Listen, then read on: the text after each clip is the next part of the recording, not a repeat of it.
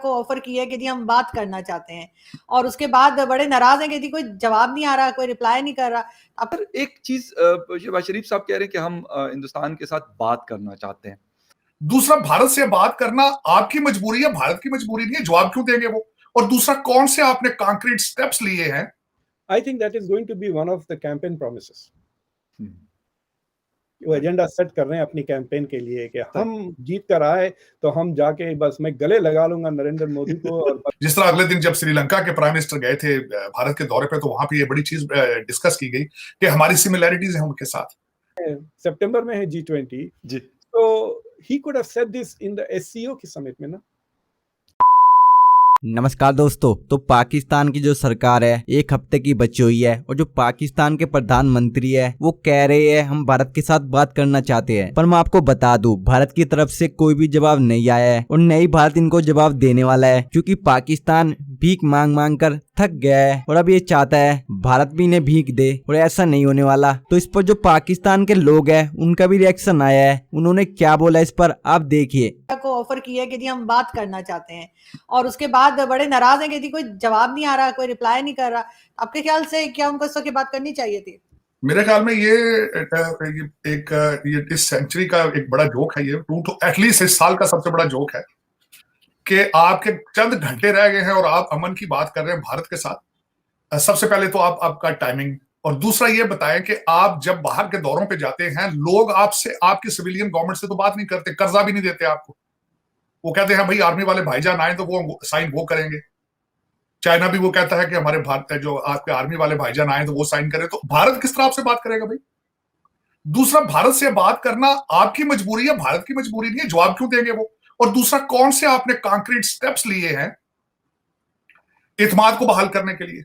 देखिए, दोनों तरफ से मसला इस वक्त किस चीज का, इत्मीनान का है। तो इत्मीनान करने के लिए आप कुछ स्टेप्स लेते हैं, आप कॉन्फिडेंस बिल्डिंग, ट्रस्ट बिल्डिंग का एक प्रोसेस शुरू करते हैं। वो चंद चाइनीज सामने बैठे हैं आपके, तो आप उनको सुनाने के लिए इंग्लिश में तकरीर कर रहे थे, तो आप उसको वेस्टर्न मीडिया को सिर्फ बताना चाह रहे थे कि देखिए हम कितने अमन पसंद हैं, देखिए हम तो भाई बहुत हार्डली ट्राई कर रहे हैं। लेकिन ये है कि इस पे बेबी स्टेप्स लेने पड़ेंगे। आपने एक बेबी स्टेप, आप एक कदम आगे चलते हैं, दो कदम पीछे आ जाते हैं, इस तरह तो नहीं काम चलेगा। आपने ट्रेड मिनिस्टर भेजा था, हाई कमीशन में ट्रेड शुरू किया, आपने नहीं किया।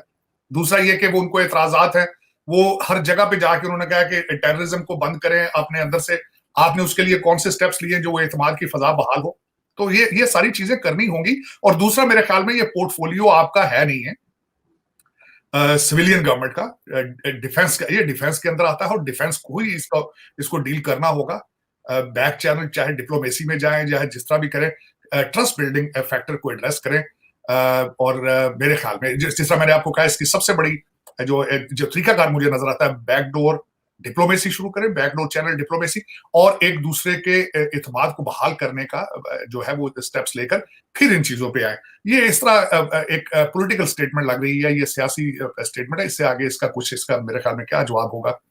लेकिन मैं ये जरूर कहूंगा, सबसे बड़ा एडवोकेट हूं कि पाकिस्तान की बका, तरक्की और सर्वाइवल का सिर्फ एक ही जो सीक्रेट है कि अपने पड़ोसियों के साथ अच्छे रिलेशनशिप और अपने पड़ोसियों के साथ ट्रेड। इसके बगैर ना पाकिस्तान सर्वाइव कर पाएगा, ना पाकिस्तान तरक्की कर सकता है, बल्कि कोई भी मुल्क नहीं कर सकता। ये पाकिस्तान पे ही नहीं है, ये फार्मूला इस यूनिवर्सल थिंग होती है। आपको भारत के साथ, ईरान के साथ, अफगानिस्तान के, चाइना के साथ, और खासकर बिलखसूस भारत पे मैं क्यों ज्यादा फोकस इसलिए करता हूं कि आपकी जंगें इनके साथ हो चुकी हैं। आपने नफरतों में 76 साल गुजारे हैं, इसलिए बहुत जरूरी है इन चीजों को डिफ्यूज किया जाए। और इस वक्त अगर देखा जाए, और वाहिद जिस तरह अगले दिन जब श्रीलंका के प्राइम मिनिस्टर गए थे भारत के दौरे पे, तो वहां पे ये बड़ी चीज डिस्कस की गई कि हमारी सिमिलैरिटीज हैं उनके साथ, तामिल कम्युनिटी है, हमारा रिलीजन उनके साथ मिलता है, हमारी वैल्यूज उनके साथ मिलती हैं। तो मैं जिन लोगों की बात, जिन कंट्रीज की बात कर रहा था, उनमें से सबसे ज्यादा सिमिलैरिटीज तो आपकी भारत के साथ है, और इन्हीं लोगों के साथ आप सदियों रहे हैं। और आप अब इस वक्त जो है वो इश्यूज चल रहे हैं, बल्कि दोनों साइडों पे है, ये कोई इधर की बात नहीं है, उधर भी देख लें। पर एक चीज शहबाज शरीफ साहब कह रहे हैं कि हम हिंदुस्तान के साथ बात करना चाहते हैं। Do you agree with that? अभी 7 तारीख को ये चले जाएंगे, टोटल एक हफ्ता इनका रह गया है कि ये मतलब मैं ये कह सकता हूँ कि जी ये बिल्कुल हाँ, ये चाहते हैं कि ऐसा हो। और क्या इंडिया इस तरह के मुज़ाकरात अगर इंडिया को ऑफ़र की जाती है तो उसके ऊपर वो रिएक्ट करेगा और वो कहेगा हाँ, ठीक है, आ जाओ बात करते हैं? I think that is going to be one of the campaign promises. हुँ, वो एजेंडा सेट कर रहे हैं अपनी कैंपेन के लिए कि तय। हम जीत कर आए तो हम जाके बस मैं गले लगा लूँगा नरेंद्र मोदी को और बस फिर देखें और फिर क्या सीपेक तो क्या सीपेक के बाप लग जाएँगे हमारे पास, इस तरह की बात। सो सही। Basically he is going to make that as a promise.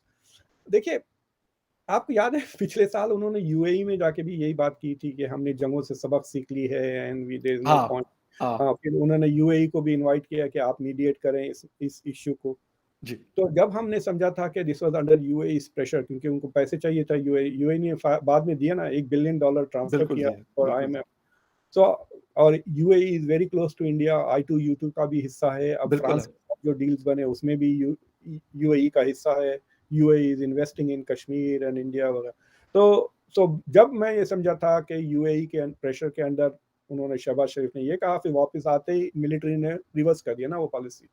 He has not taken a step. अगर उनको ये करना है, खैर अब तो वो जी20 के लिए आएँगे भी नहीं। कौन आएगा जी20 के लिए? केयरटेकर? ओह हुँ। वाओ! क्या बेकार टाइमिंग हो गई, राइट? अच्छा, सितंबर में है जी20। जी, तो he could have said this in the SCO की समिट में ना। एससीओ, जी20 का तो पाकिस्तान मेंबर ही नहीं है। हाँ, सॉरी एससीओ, हाँ, एससीओ। एससीओ के समिट में ये कह सकते थे। नहीं, जी